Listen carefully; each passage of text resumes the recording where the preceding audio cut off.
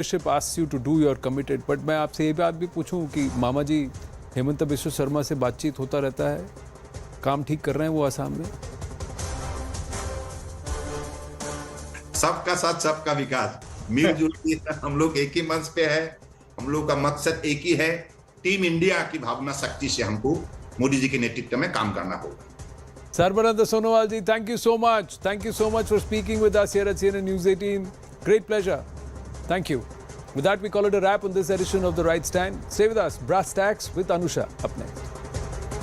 Problem क्या है? साथ रहने में मुश्किल क्या है आप दोनों? तुम दोनों की जो लव मैरिज थी ना? जी सर, 11 जून फूल के काशीदाकारी वाला क्या झकझकाट सफेद सूट पहन के आई थी। क्या लाल पीला चल रहा है मिलाड? क्या लाल पीला चल रहा है? अरे तुम दोनों तलाक लेने आए हो या बगीचे में लल्ला चप्पा करने? तू चाहती क्या है सौम्या? अपना घर। और उस चक्कर में भले अपने को तलाक लेना पड़ जाए। नकली तलाक लेने में तुम्हारी इतनी क्यों फट रही है? यार तुझे तगड़ा किया, यार तुझे तगड़ा किया, यार तुझे तगड़ा किया। ये कैसा मजाक है बेटा? तलाक नरक कर दिया इससे मेरी लाइफ। काहे तूने झगड़ा किया? बनावटी जिंदगी जीते जीते थक गया हूँ मैं। इसके पीछे कोई बंदी तो नहीं है? ये सब इस पंजाबन का बोया हुआ पाप। मेरा हाथ उड़ जाएगा। ये हमारे हाथ में है क्या? पंडितों के घर में खड़े हो यहीं मंदिर मार के फूंक देंगे। बेबी तुझे पाप लगेगा।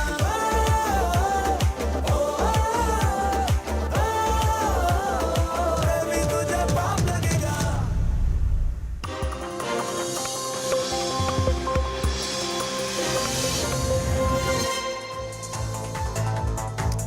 Good evening, hello and welcome. You're watching Brass Tacks. I'm Anusha Soni. Congress leader Rahul Gandhi and his foreign visits have rigged up controversies in the past too. Once again, the Congress leader has launched a blistering attack on the Modi government during his visit to the United States. Now, the BJP terms the narrative and the statements by the Congress leader an insult to the national honor. While the controversy is not new and the political fault lines have only sharpened. National security and a nationalist discourse. That's a strong political asset of the BJP. Most opposition parties would shy away from politically confronting the BJP on these particular issues. But the Grand Old Party and its leaders have depicted a persistent insistence to adopt a sharp, shrill political narrative on foreign soil, despite domestic politics. Rahul Gandhi is not refraining from making such attacks. The political debate is not just a precursor to 2024, but more than that, it holds some key indications for the big battle of the Lok Sabha elections. With the Congress party sharpening such a narrative in the run-up to the 2024 elections, will it help the Grand Old Party electorally? Will the opposition parties find a common ground with the Congress under this narrative and the umbrella of the opposition unity? Will they all be comfortable? Or will this backfire and further create divide within the opposition camp? Our focus on Brass Tacks tonight.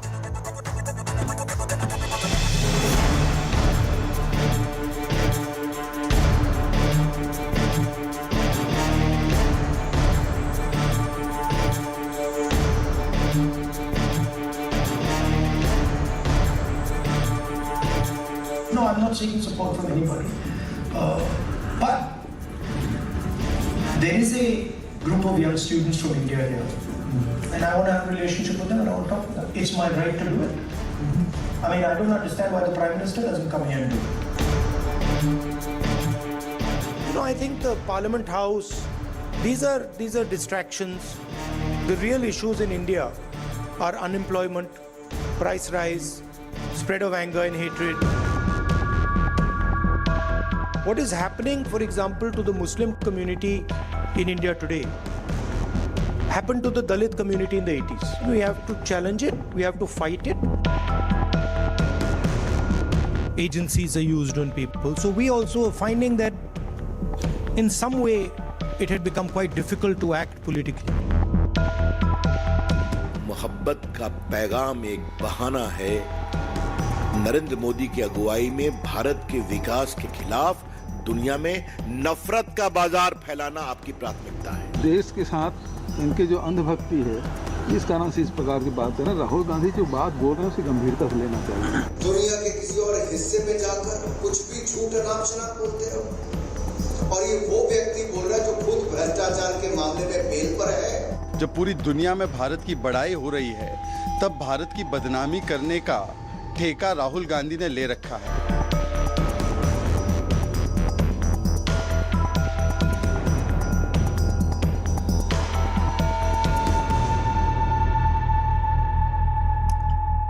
What does the statement really mean for the Congress party in the run-up to 2024 and more importantly for the grand opposition unity that the parties keep talking about?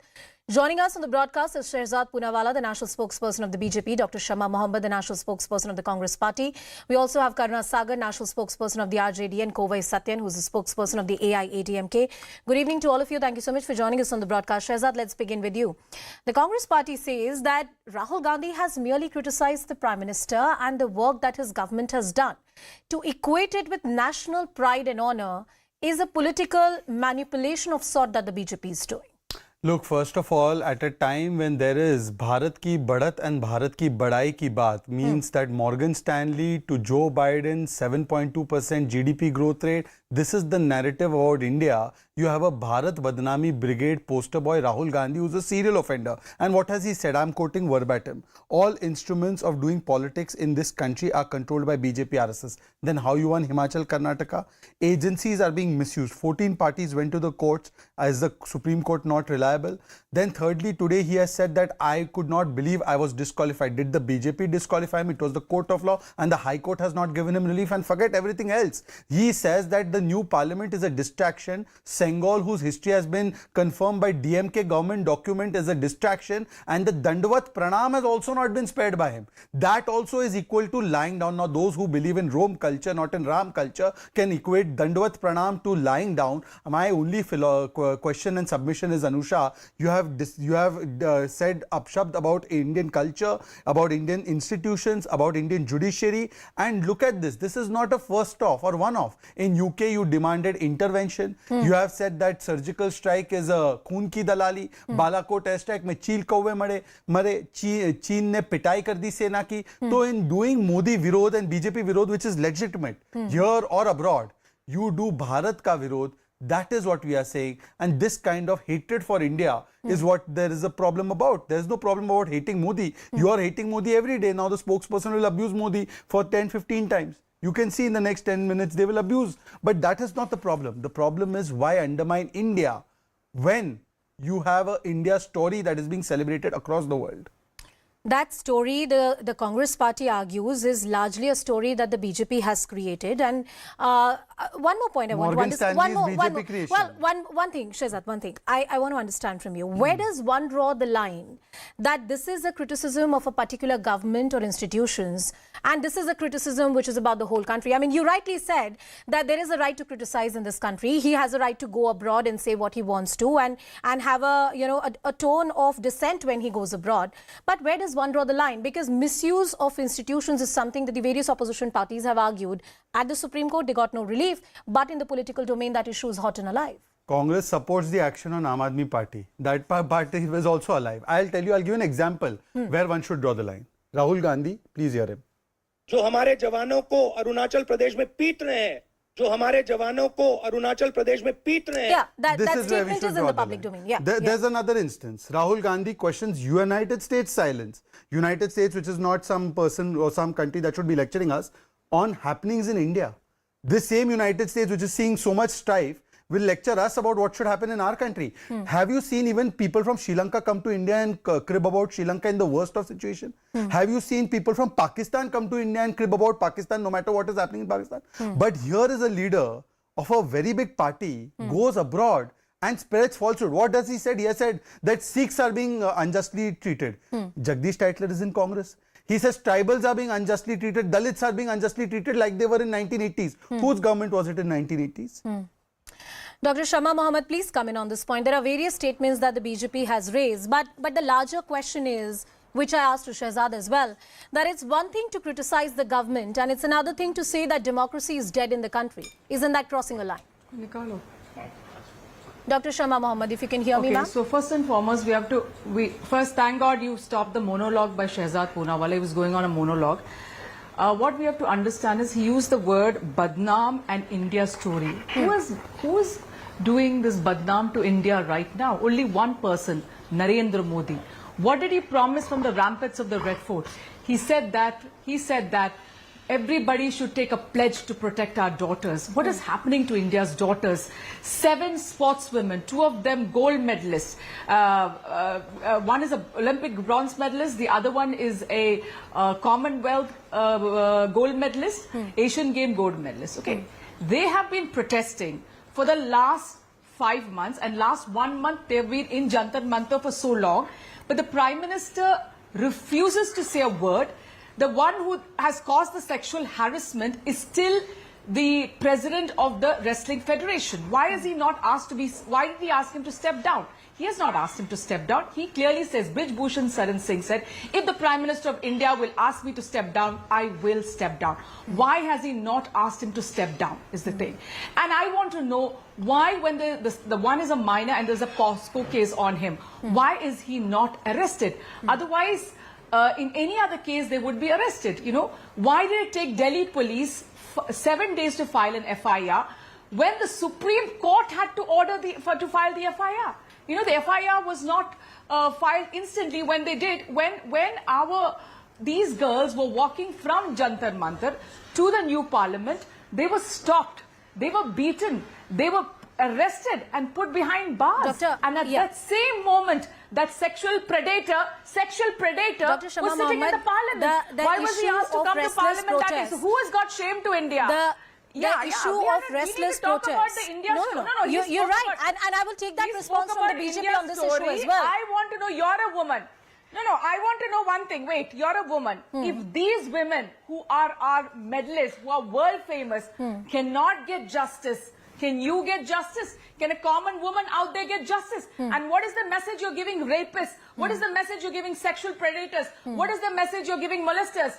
Go out and do it. We are not going to arrest you. Ma'am, with due respect, you've made your point. You've made your point. You've made your point on the restless protests. Who has made India badnaam? Is the Prime Minister of India. So you have no You've made your point on the restless protests, ma'am. There are certain questions that the BJP asked you. There was a statement that was also played out of Rahul Gandhi. I'm sure you'd want to respond to that as well. Well, I will take those questions to him, but there's a question I asked you, and I'd like to hear a response from you as the national spokesperson of the Congress party, Dr. Shama Mohammed. Yeah. What is the response you need from me? I fail to understand, because Modi went and said in foreign countries that it was a shame to be born in India before 2014. It is an insult to be born in India before 2014. You know, it is. So who has insulted India? It is Narendra Modi. Who did not protect our soldiers? Narendra Modi. Their own party leader has said, Malik said, they refused to airlift 42 Jawans during the Pulwama attack. So who is against India? Narendra Modi, not us. Why did he? Who said that nobody has entered into our land and no military post was taken? Narendra Modi, when China has entered and occupied our land, when 20 of our soldiers were martyred. So that is exactly what the Chinese were saying, that we did not enter India. We have not taken any of their land. That is what Narendra Modi has said. So how can you say, who is then the Deshdrohi? Who is speaking against India? Is Narendra Modi. It's not Rahul Gandhi. Rahul Gandhi only speaks the truth. Rahul Gandhi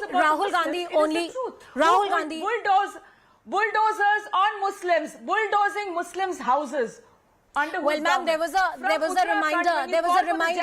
Ma'am, you pointed out that Shehzad went on a monologue. I think nobody should go on a monologue. We should have a conversation here. Shehzad, do you want to come in on these points? There are various. Come on, you in fact said thank you for interrupting that monologue. I think you're contradicting yourself right now. Shehzad, come in, make your point. My limited question, based on the statement I played out, was that you can hate Narendra Modi ji, you can hate the fact that we are establishing law and order in Uttar Pradesh, you can hate our government. But why would you say that Sena ki pitai hui? Surgical strike was announced by DGMO. They said Khoon ki dalali, they asked for proof. Balakot airstrike was announced by the armed forces and the air forces. Anusha, I did not interrupt anybody. Dr. Shama Mohammed, I will ask him about that issue. I will ask him, like I've asked you a question, I will ask him as well. I am not Ma'am, I gave you the courtesy of making your point. I'm going to extend similar courtesy to him, and I will raise that question that you've raised on the broadcast. Please bear with me. Shehzad, please go ahead. On the issue of Balakot, who said Chil Kauve Mare when the Air Force had announced it? Who had raised questions on, now she quoted Satyapal Malik. The same Satyapal Malik although how much credible he is, he has said that the Pulwama thing was done by Pakistan. There's no doubt about it that the RDX came from there. Then the question is that why did Adhir Ranjan Chaudhary and Randeep Surjewala, somebody she knows very well, say that it is an internal hit job, inside job done by Indians? Why is it that on 370, Adhir Ranjan Chaudhary got up in Parliament and said that this is not an internal this. No, but help me 10 seconds. Anusha, just 10 seconds. Why would you compromise India's position and play into the hands of enemies of India just because you want to show a place to Mr. Modi? So you do not cut your nose just because you want to, you do not cut your nose just to spite your face. So this is the kind of level that they have gone to. Point number one. Point number two, coming on Shama Mohammad's point on the wrestlers issue. Although it is a matter in which the Supreme Court has now taken cognizance and these people went to the Supreme Court saying something about the Delhi police probe and investigation. But I want to ask Shama Mohammed because she is a lady. Mahesh Joshi's son, a minister in Rajasthan government's son, was accused of raping a minor, blackmailing her and making a film. The minister not only not resigned, but the other ministers got together and said that let the probe get over, then we will take a call. This Rajasthan is #1 in rapes. Mr. Gehlot says 50% of the cases of rapes are fake. As far as the POXO Act is concerned, she has made a lot of claims. This is not a comment that I'm making to you or the BJP, but is this a race to the bottom? One second, Dr. Shama Mohammed, 1 second. Dr. Shama Mohammed, 1 second. This can't be a race to the bottom when it comes to serious issues around sexual harassment in this country. Absolutely not. And therefore I say that what is the standard? Now, once upon a time in this country, a very reputable member of parliament was accused of rape in 2007 by an ex-Samajwadi Party leader. He got a clearance from court, a high court and Supreme Court fined the person who made the charge in 2012. Should that MP have been arrested? Should that MP have been arrested? Political whataboutery is a one second. Political whataboutery. It's a standard of law. Political whataboutery is a trap in which I don't want to get into. Anusha, I'm not giving you political whataboutery. You understand the law. In the particular case she's citing, the charges that have been applied, the charges that have been leveled on Mr. Brij Bhushan Sharan don't call for arrest. But in the case of that MP, there was actually 376. Yet he was not arrested. So today I want to know from Shama, how come the standards change for them? But this is not the issue. Today's issue is that why would you abuse India just because you want to abuse Modi? You're abusing Modi, you're berating him every day. But why would you berate Bharat? Why would you berate Bharat? Shehzad, before I go to Karuna Sagar and Kovai Satyan, the other two panelists with us on the broadcast, this is a point that the Congress party and opposition often raises, that in the garb of a hyper-nationalist political discourse, quote-unquote, real issues of India are not being discussed. Rahul Gandhi made that statement about Sengol, the new parliament building. He said unemployment, price rise, these are the real issues that we need to discuss. And each time there is a criticism, national security or a nationalist discourse cannot be used to obstruct a constructive discussion. Argue that on merits, please. I am arguing that on merits. Mehengai, average inflation in 2004 to 14, 8.5%. Between 2012 to 14, it was above 10%. Today, it's less than 5%. This is a Sarvavidik fact. And now, unemployment. Bihar unemployment rate 17.6, Gujarat 1.8, Delhi 9.7, Jharkhand 17.5, Madhya Pradesh 3.7, Rajasthan 26.4. Let's discuss unemployment. The people who are unemployed in Rajasthan went all the way to Lucknow to track Priyanka Vadra and said, Priyanka ji, हमें नौकरी दिलवा दो. वो किसानों को 10 दिन में वो कर्ज माफी मिलने वाला था शर्मा जी, और वो 1500 रुपए हिमाचल की महिलाओं को और वो 300 यूनिट फ्री इन हिमाचल. उसका क्या हुआ? One second. Come on, Dr. Shama Mohammed. This is not a one-side debate. Dr. Shama Mohammed. No. So what are you saying? I can't ask a question to panelists. You are a BJP spokes anchor. I knew that when you were there. I don't normally come for your shows because you're a BJP spokes anchor. I'm sorry. You can't let him continue. Dr. Shama Mohammed, you often try this old trick in the book. Dr. Shama Mohammed. Dr. Shama Mohammed. Because you're a BJP Dr. Shama Mohammed, can I humbly say something? Dr. Shama Mohammed, can I say something? 1 second. You use a very old trick in the book, which is to make a personal attack and then try to make it somewhere all about you or to make this debate about me. You have the right to make whatever allegations you're making. You can go ahead and say, you cannot rattle me. You cannot rattle me, Dr. Shama Mohammed. You cannot rattle me, Dr. Shama Mohammed. Karuna Sagar, the national spokesperson of the... Oh my God. Because you have no right to not... Karuna Sagar, the national spokesperson of the RJD. Can I please have Mr. Karuna Sagar? Mr. Karuna Sagar, this entire discourse which has been put out by Rahul Gandhi, or which is, the other segment that we were talking about is the opposition unity. Often when it comes to opposition unity, we have seen other parties like the TMC or the RJD not taking as sharp a position like the Congress party has taken. With the statements of Rahul Gandhi, what he has said on foreign soil, How do you see those statements? Do you agree with the Congress party?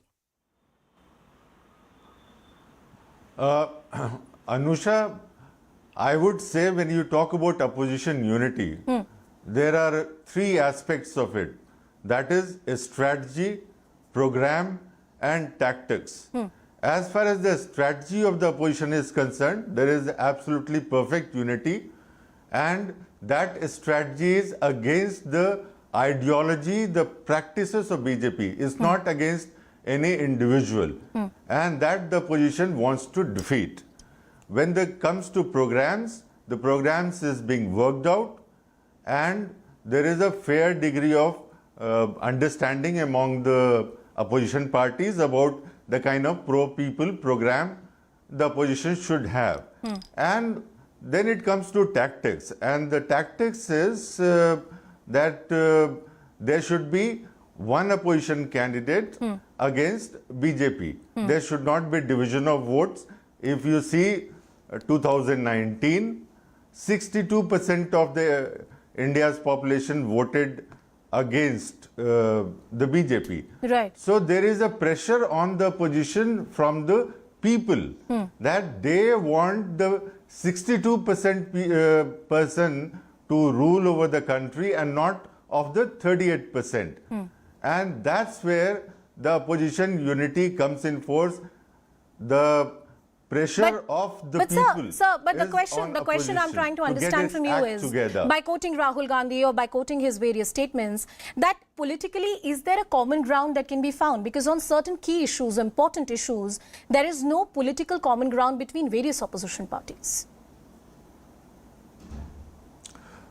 We have, and that's why we are discussing all the time. You see the Chief Minister of Bihar, Mr. Nitish Kumar, the Deputy Chief Minister of Bihar, Shri Tejasvi Yadav, they have been going to the national capital, they have been traveling to different state capitals, and on 12th June there is going to be a mega opposition meeting in Patna. So all the indicators are that opposition is getting its act together, opposition is ideologically united, and wherever certain seat issues come in, those will be ironed out after discussion among the opposition leaders, and the entire opposition is in right direction. Right. And that's the will of the people. That's the will of the people. That's what you're saying. Before I go back to the Congress and the BJP, Mr. Kovai Satyan, there were certain statements that were made by Rahul Gandhi when it comes to the inauguration of the Parliament building or the manner in which it was done. The BJP has picked up on the cultural nuances of it, and they are saying that somewhere this shows that the Congress party does not respect the Indian culture. This is not even recently. Even when that entire debate around Sengol was going on, this was the narrative that was coming in from the Congress party and some opposition parties as well. Do you think that sits well with the opposition unity? Do you think all parties are going to be on the same page as far as that particular nuance of the Congress party is concerned in their political discourse? Definitely, that point cannot be a uniting factor for the opposition. But I want to take it to the larger extent. Anybody who has got a vested interest to defame Bharat in the international arena, the first choice for them is Rahul Gandhi. He is not invited as a savior of India or anybody representing a strong political party or anybody who can change a larger democracy. He has been invited because he suits the narrative of the vested interest of people who want to defame Bharat. Let me make this point very clear. And I want to make a point to my fellow friend from Congress, Shama Mohammed. Madam, your party leader goes to UK and invites foreign forces to come and save democracy in India. Now he is gone to US and make larger statements. Everybody has seen in the farmer protests what agenda was there on the Red Fort, Lal Killa. Everybody saw. It was not the national flag of India, it was some other flag. And it is the same continuation in US whenever he was making a talk. It is the same agenda which came up. What is your party stand? You say that democracy is suppressed. Voices are suppressed. Dr. Shama Mohammed, if you're done personally attacking me, please respond to what Mr. Kovai Satyan is saying. Please go ahead. If the protesters' voice are oppressed, what is your support to those oppressed people? What's your stake? What's your stand? Oppressed people who Khalistanis. Are you talking about Khalistanis? I don't name anybody. I fail to understand what nonsense I left it to you to interpret. Thanks that you named it. Dr. Shama Mohammed, Dr. Shama Mohammed, let me frame the question that he's made I'm telling you, Khalistan. No, he's asking about Khalistanis, which has nothing to do with us. And my leader did not go to foreign land and say to foreign forces to come and protect India. So if you want to talk something which your leader one second, Mr. Kovai Satyan, let the Congress party respond, then I'll come back to you. About, not my leader. All right. So you cannot make up things and come on television. See, why do you invite such people of no knowledge? That's what I don't understand. If you want to don't make personal Dr. Shama Mohammed, I should not be anchoring the show. Mr. Kovai Satyan should not be on the panel. The BJP is in a monologue. These are personal attacks. They don't suit you, ma'am. Ma'am, they don't suit you. You're better than this. Please don't make those personal attacks. Please, my request to you. I am not preaching you. I'm not preaching you. All I'm trying to tell you, ma'am. All I'm trying to tell you, ma'am. You cannot continue to put words in my leader's mouth, which he did not say, and I will defend. Ma'am, I'm on a different point. I am requesting you not to attack people personally on the show. Dr. Shama Mohammed on the merits of the debate. Mr. Satyan, 1 second. Mr. Kovai Satyan, 1 second. No, Dr. Shama Mohammed. Yes. Mr. Kovai Satyan, 1 second. Can I have Dr. Shama Mohammed, please? Yes. Amit Malviya was celebrating when the Khalistanis are shouting at Rahul Gandhi over there. I fail to understand why Amit Malviya was celebrating. He tweeted that. I mean, we all think Khalistanis are terrorists. They want a separate land for them. And we are against the Khalistanis. Who came in that? In the farmer protest, the Khalistanis came in Red Fort. It was a cordoned off area. Who allowed it? Delhi police cordoned it. Who is in charge of the Delhi police? Amit Shah. So you need to find out. He spoke about the farmer protest. Farmers were protesting for nearly 1 year. Did Mr. Modi say a word when more than 700 farmers died in the cold?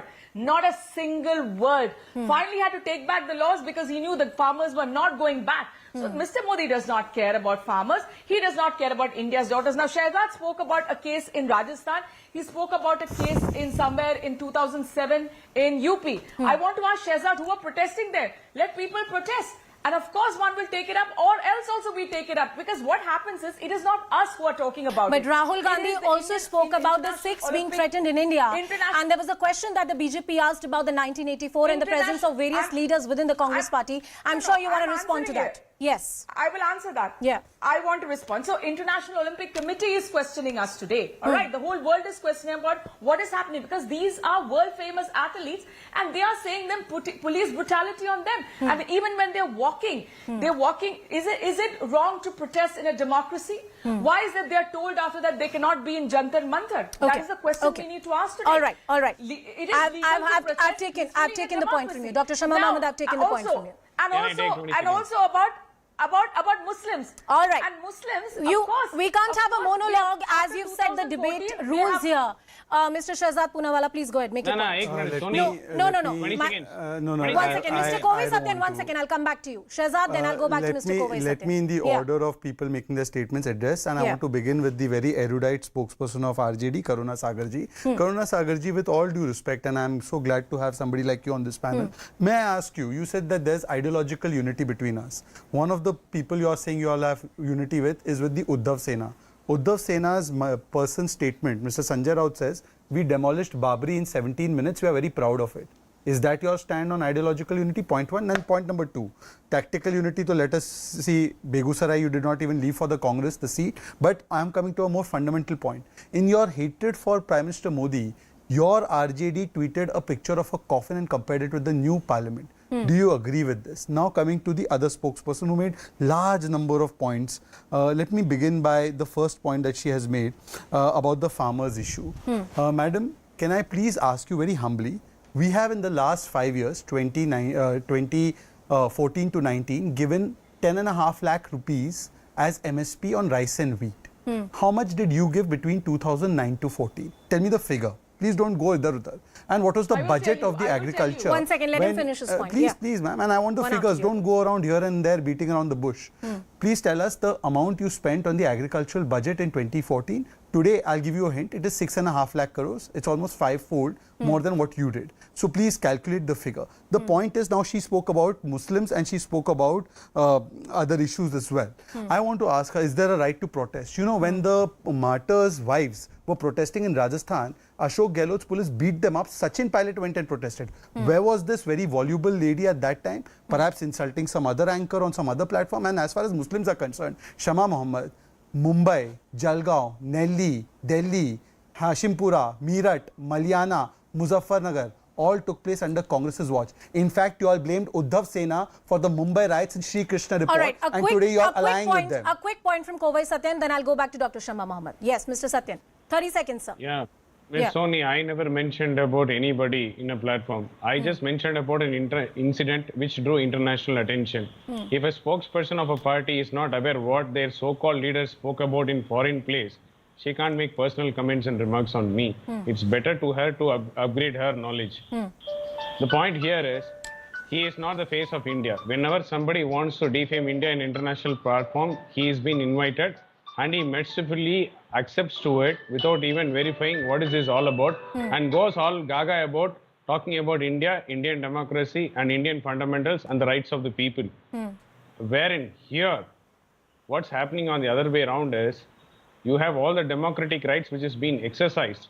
Even you have the same. That's why you are going to have gone to US and spoken about the same. Mr. Karunasagar, a quick point from you, then I'll have the closing comments. Mr. Karunasagar. Mr. Karunasagar, please. Mr. Karunasagar. Not the right way of Mr. Karunasagar. Yes. So yeah, Anusha, I'll just reply to Shehzad Bhai. He pointed out certain instances of opposition.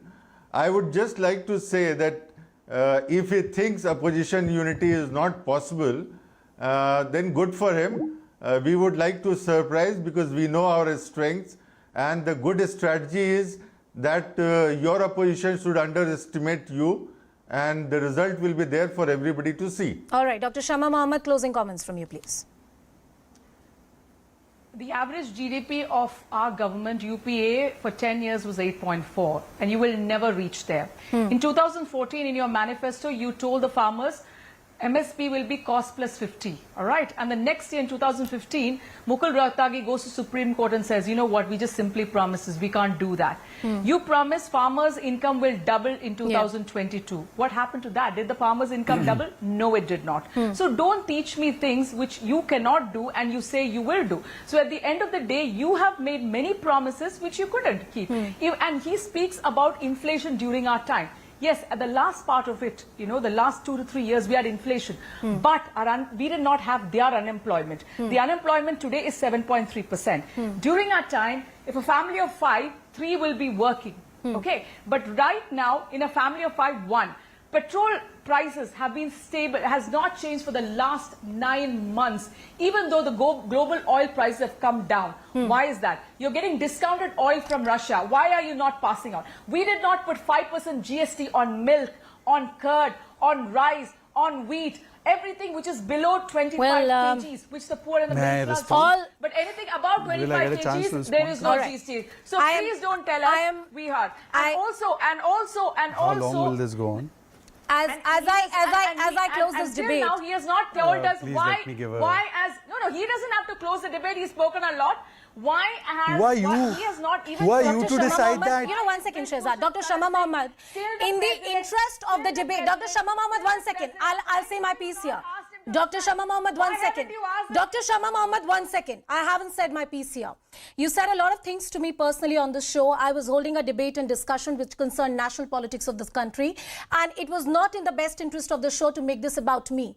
You have said certain very personal things here, and ma'am, for your information, the day I want to be a BJP or a Congress spokesperson, I will be. But even then, I will have one trait to me which you don't have, to have some basic manners when you talk to somebody. So I take some strong exception to what you have said to me today. Thank you so much for joining us on the broadcast, Dr. Shama Mohammed, Mr. Karunasagar, Kovai Satyan, Shehzad Poonawalla. Thank you all for joining us on that debate. And debates like these will continue in the run-up to 2024. The political discourse will only heat up in the days to come. Let's now move on and talk about the other important story of the day. Let's now talk about the state of Manipur. A prolonged violent clash between two ethnic groups, Kukis and the Meiteis, has led to widespread violence, death and displacement in the northeastern state. Even by conservative estimates, about 80 people have lost their lives. Over 40,000 have been displaced from their homes.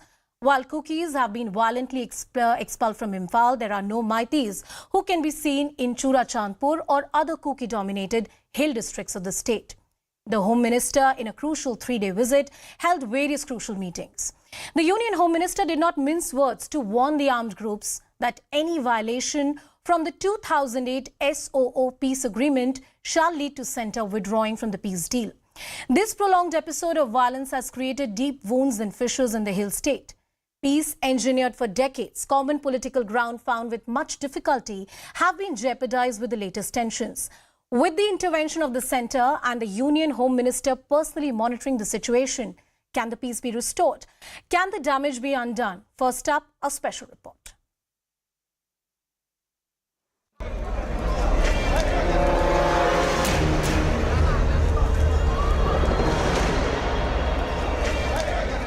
After days of violence in Manipur, there came hope. Union Home Minister Amit Shah reached Imphal when the state was burning. The administration was in the dock and the trust between the communities was in tatters. The 3-day whirlwind. This visit aimed at applying a much-needed balm on the wounded state. 50-plus meeting with the civil society members, sport persons, retired bureaucrats, women groups in Imphal. Churachandpur and More met with complaints, but also showed optimism. The Meiteis in Imphal demanded NRC and strict action to ensure territorial integrity. The Kuki-dominated hill districts called for President's rule. The Home Minister heard both the sides and sought 15 days of peace to implement various steps in order to maintain law and order. Bharat सरकार विगत 1 महीने से चलती हुई हिंसा होने के कारण और हिंसा में किसकी जिम्मेदारी है, इस सभी की जांच के लिए हाई कोर्ट के चीफ जस्टिस स्तर के रिटायर्ड न्यायाधीश का न्यायिक आयोग गठित कर जांच करेगा. The Home Minister's message was two-pronged. Security forces were told to show no mercy to the lawbreakers, and those violating the ceasefire agreement were given a stern warning. Steps were also announced to help the state come out of this crisis. The centre has announced 10 lakh each to families of those who have lost their lives. Immediate supply of about 30,000 tons of rice, adequate supply of gas cylinders, petrol and vegetables. Temporary railway stations to be made functional, helicopter service from hill districts at nominal cost, and additional medical teams on the ground. The centre also announced a new police chief, appointing Rajiv Singh for the top post. The government is keeping its fingers crossed, hoping the state starts limping back to normalcy. Well, we hope that there is peace restored very soon. Everyone who's been displaced has been offered compensation by the state and the centre. Let's talk about the political nuances of this entire settlement, the kind of efforts that the state and centre is taking. Rajat Sethi, who's a political analyst and former advisor to Manipur Chief Minister, will join us in a bit. We also have Suhas Chakma, who's the director of the Rights and Risk Analysis Group. Thongkohal Haukip, who's the assistant professor at the Centre for Study in Law and Governance at the JNU, is also with us on the broadcast. Rajat Sethi, coming to you first. The intervention by the Union Home Minister and the fact that the Union Home Minister decide to spend certain amount of time and days in the northeastern state point out to the gravity of the situation. The state has already backtracked from the agreement that was reached in 2008. Now the centre has given a dire warning that if the armed groups don't mend their ways, then the centre can also backtrack from that entire settlement that was reached between various sides, between these armed groups, centre and the state. Whatever the Home Minister has done so far, the outreach that has happened, what the state government has done, is it enough to start the process of reconciliation and political normalcy? Rajat. Well, Anusha, I think it's definitely, everybody in Manipur was waiting for the Honorable Home Minister to come in and be that neutral arbiter, to come in and try to find a common ground. and he ensured that he meets the shelter homes of the Kuki refugees who've been, moved away from their houses, as well as the Meitei community, Meitei people who've been, pushed away from their villages. So he ensured he went to all possible districts, all possible areas where there was conflict, and then based on his neutral assessment and assessment from his advisors and his security team, he ensured that, the future roadmap is laid forward. He has asked for 15 days. He has ensured that in these 15 days, if both the communities decide to lay down their arms, which is of paramount importance, if they lay down their arms, there will be common ground, common discussion platforms between the civil societies of both the Kuki community and the Meitei community. They can sit together and address their grievances.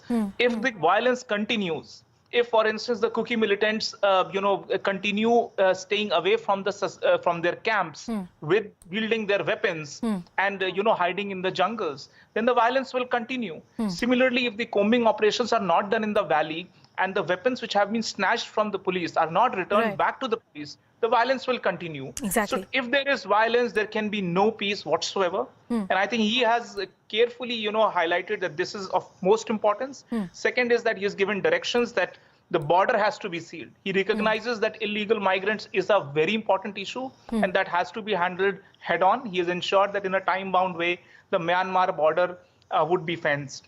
Right. Another thing that he said is that anybody violating the terms of the suspension of operation, he was pointing out at the Kuki militant groups that anybody who is wielding weapons and going against the letter and spirit you rightly point out the various steps that the Union Home Minister has taken. And the Home Minister, even when he was addressing the press, I think one thing was very evident, that the union government, the central government, is very aware of the nuances and the sensitivities of the situation. These tensions are not new. They have simmered before the independence and have only, gotten worse with the time. It's only in the last few decades that we've been able to have certain degree of peace and normalcy. But Mr. Suhas Chakma, I'm coming to you. Right before the visit of the Home Minister, there were certain recoveries that the security personnel had made. In fact, there were reports that a huge security, threat was averted by the forces. There was a recovery of arms and ammunition that was made that were earlier stolen from the government, machinery and the headquarters. That only points out to the level at which these groups have got access to arms and ammunition, and the way the establishment is going to get it back. That's also something that we have to still figure out. Mr. Chakma. I think it's childish to expect that somebody who have already looted the arms, they will return the arms. Yes. And there will be normalcy. And if you are starting with the presumption, then of course, then you are absolutely on wrong footing. I think in this particular case, the critical issue is the trust. Whether the government of Manipur, headed by Biren Singh, has the trust of both the communities. And I think the Home Minister has made it very clear that Peace Committee will be headed by the governor of the state. It basically means the Chief Minister himself is not trusted. So I think what it will depend on is who is going to be the chairman of the Judicial Inquiry Commission, who is Chief Justice, retired Chief Justice. If he is somebody from Manipur, depends on which community, it again can backfire. So I think if you look at it overall, I think the step which the Home Minister could have fully taken, I think it fell short of. I think one particular issue which has not been addressed at all is the fact that there has been ethnic cleansing, not in literal sense that you have killed the people, but the areas have been cleansed. The Kukis are not in the Meitei areas, Meiteis are not in the Kuki areas. How are you going to build the trust? And that trust would depend on, not necessarily. Mr. Chakma, can I make an interjection? You rightly said that anybody who expects the weapons to be returned, I think that's something very foolish to expect. That cannot happen. I take that point. In the same vein, with the sort of history these two particular groups have had, a violent struggle history between the Kukis and the Meiteis, is it really utopian to expect that there can be any degree of normalcy in the short to medium term? We don't know what will happen after decades, but right now it's only the intervention of the center on the state that can put a bandage to this kind of problem, sir. Would you agree? Well, I think the center, of course, is the only acceptable arbiter in the whole process. I think where the problem is that the Home Ministry is looking at the political fallout if they take, say, for example, if they take away, the Chief Minister and have somebody who is more acceptable. If you look at it, all the Kuki MLS, they also belong to the BJP. And if you look at Biren Singh, he also belongs to the BJP. So it's an internal BJP problem. And so what the Home Minister has done is basically trying to find a way out, saying that governor will be head of the process. So you have taken cognizance of the problem, but you have not gone to the full extent. But if you look at the history, there was no conflict between the Meiteis and the Kukis. If you look at it in 93, 94, it was between the Kukis and the Nagas. So there was no conflict whatsoever with the Kukis. And now you are trying to build a narrative that they are in influx, there needs to be NRC, there is poppy plantations. See, not one particular community is involved in it. So if you start vilifying a particular community, I don't think you are helping the narrative. All right, Mr. Haukip, do you want to take on that point that Mr. Suhas Chakma has made? And it's an important point that he made. Because as I was sieving through the various accounts which have been written about the northeastern state of Manipur, there's also this entire argument of a certain degree of political mistrust, divisions within the present government, and how there has been a vilification of a particular community. And that perhaps is one of the reasons, one of the many reasons that we have seen this violent episode. Mr. Haukip. Yeah, that's very much true. There has been selective targeting, selective outrages to a particular community. So people have lost complete trust in the government. And regarding this predicament, political predicament, there is a precedent. Exactly 30 years ago, there was a Meitei Pangal class, and taking the responsibility of that class, the then Chief Minister R.K. Dorendro stepped down, and efforts were made to restore trust between the two communities. The same thing has to be happened currently. There has to be a political accountability. The Chief Minister has to take responsibility and step down. And someone within the party could be selected to be the new Chief Minister, and another political dispensation in terms of certain leadership has to be brought in. And secondly, strict action has to be taken to anyone resorting to further violence. We can see it in the last. No, but Mr. Haukip, are you saying that as far as the government is concerned, there is a deficit in the leadership confidence, the confidence that the leadership inspires from various communities? That's one of the key problems. Is that your argument, sir? Not only between communities, distrusting the current leadership, there are also distrust among the present members of BJP legislatures. For instance, a few months back, many legislators were, camping in Delhi, asking for change in leadership, so that certain kind of, build-up that has been going on could be reduced. So there's evidently, even among the BJP legislatures, there has been mistrust, and there were attempts to change the political leadership. And I'll come back to you, sir. I'll come back to you, sir, and I'll talk to you about what role can the central government play in all of this. But Rajat, coming back to you, the two gentlemen who hold the subject knowledge in the domain about the political issue of the state of Manipur talk about the fact that there is a certain problem with the leadership and the kind of confidence it inspires within the various factions of the BJP as well. There is a problem, and there has been a vilification of a certain community which is problematic. To what extent can the central government address these issues which are largely prevalent at the state level? Because there's only so much that the union government can do. Rajat. Vilification of which community? I think both communities are being equally vilified. Look at what Professor Haukip is saying. He is vilifying one community. To speak to Meitei, he will vilify the other community. So this, this partial narrative agenda setting of few people who have access to television and television discussions need not be the true narrative. You have to spend time in the valley, time in the hills to understand genuinely where the zero-sum problem is erupting from. Otherwise, you listen to people who have access to Delhi and Delhi-based press, you will never come to justice. And these people sitting in Delhi largely will conflate it with the political issues and try to belittle the genuine grouses of the communities on the ground.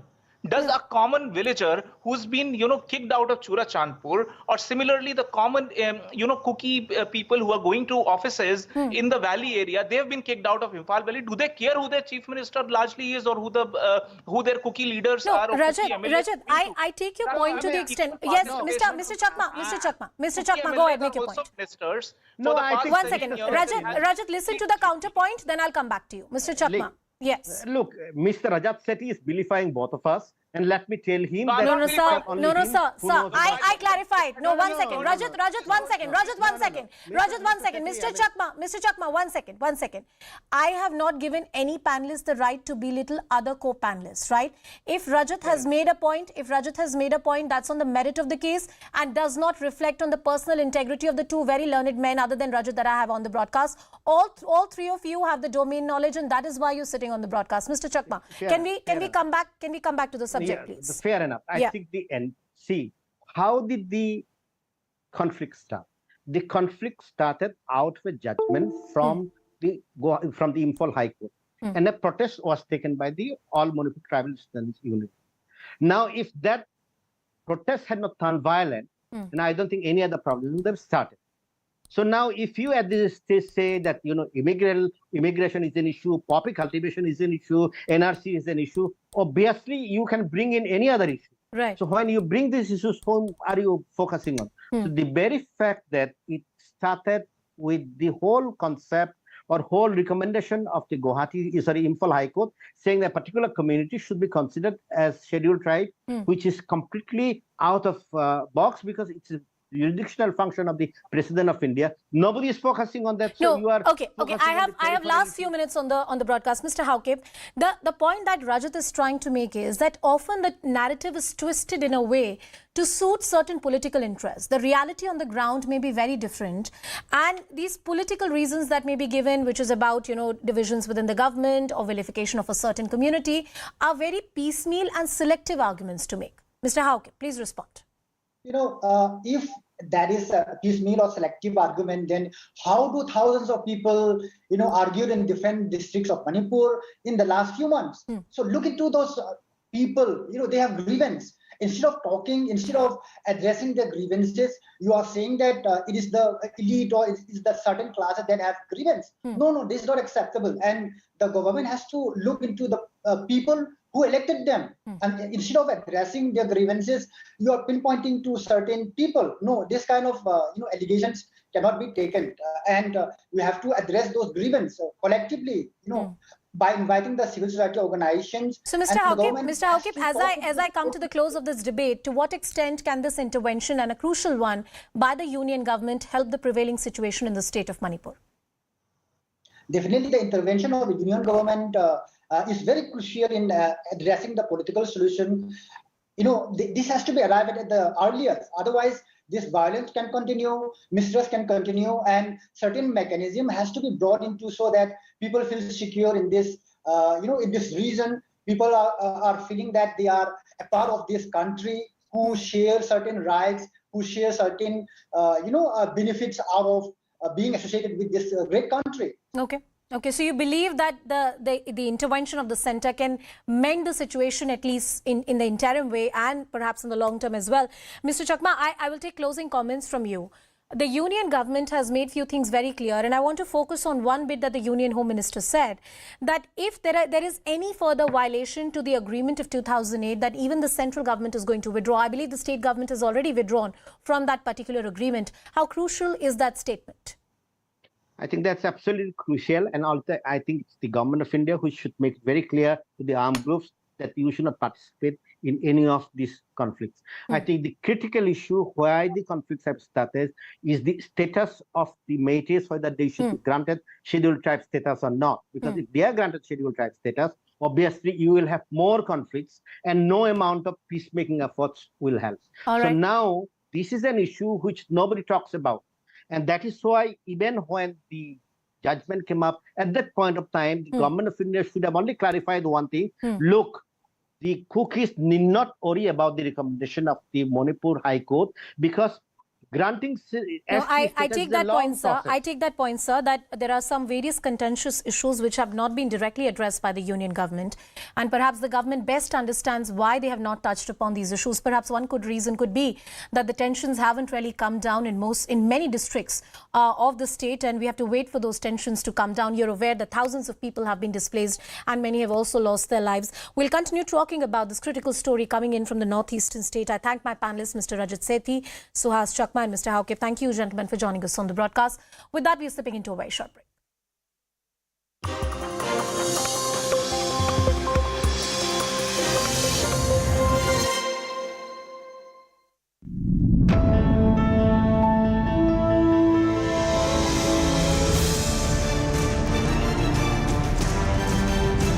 what do you make of this matchup? Obviously, Gujarat Titans have had the more superior season. They've looked the more superior side. So it's going to be a close game. Shuma has been fantastic.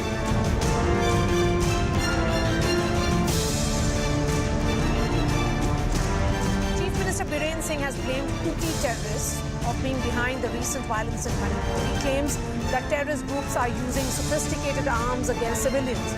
So what's behind the Kuki insurgency? Rahul Gandhi goes to foreign soil every time and he criticizes India and he criticizes the government from there. What difference does it make where he's criticizing from? He's an opposition politician. His job is to criticize the government. How is that a crime?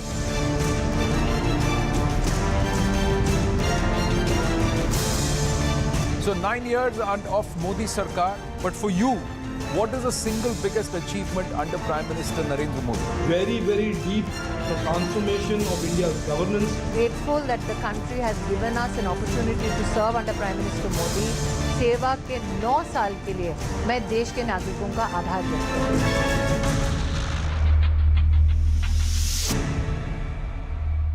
On Sunday had said that the Sengul was installed but has already been bent as the wrestlers were forcibly moved out of the protest side.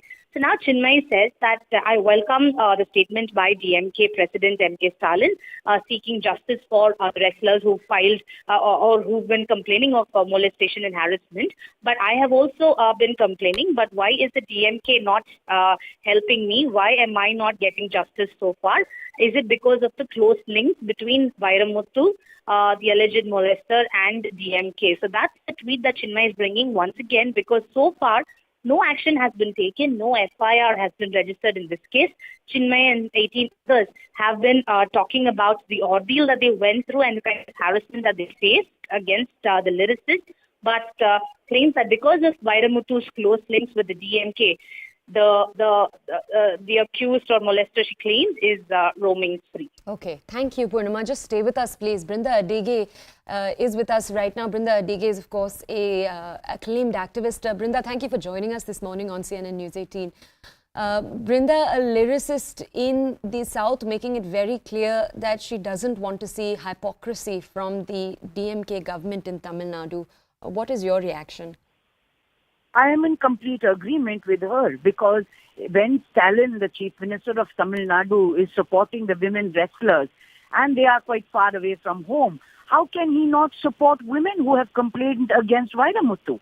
Just because he is in close proximity with the DMK group, it doesn't mean he can be absolved of the crimes that he has committed against women. And this is harassment, sexual harassment, because he's in a position of power, because he is also closer to the powers that be, that he is getting away. And it is time for Mr. Stalin to take not only a moral step forward strongly, but also ensure that the police are directed to register cases against this person, against Vairamuthu. Only then will we all understand and believe that he is standing up for women, women's rights. Chief Minister M.K. Stalin has extended his support to the wrestlers right here in the capital. Remember, we're talking right now about the wrestlers who over the last few days have very publicly, this is a protest that started in January, but have very publicly voiced that they want the arrest of the Wrestling Federation President Brij Bhushan.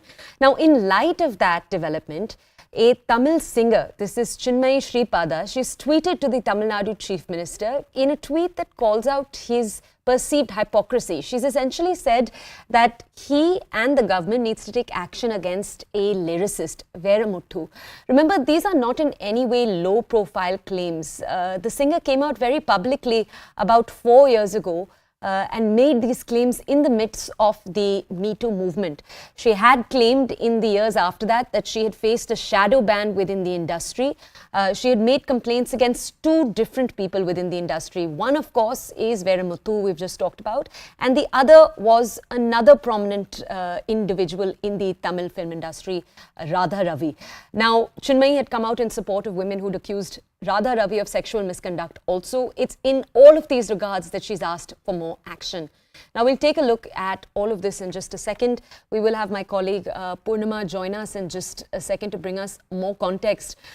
Remember, Chinmayi Sripada had back in the early part. So about 4 years ago, she'd alleged that her membership from the South Indian Cine Television Artists and Dubbing Artists Union, so the SICTDAU, she'd said that it was axed just weeks after she came out in support of the women who'd named the actor-politician Radha Ravi, who was the president of that union, in the Me Too movement. Now, just a little while after that, she'd also made claims against the lyricist Vera Muthu. She'd said that he was a sexual harasser, and she'd actually detailed an incident she had with him in Switzerland. Now, according to Chinmayi, in 2018, she was expelled from this union. Soon after, she voiced support for two women and made this claim against Vera Muthu. That very much continued. However, Chinmayi says that she continued to give solidarity to these survivors. However, that came at the cost of her career. She has, in the last few years, claimed that she's lost many dubbing gigs, many work opportunities, where she's dropped last minute because she believes she voiced support for these women. She says that I know that calls were made. Now, she has continued to some degree to dub for Telugu movies, but it's in Tamil films that she has faced a large problem. Now, all of this obviously comes in the context of the Chief Minister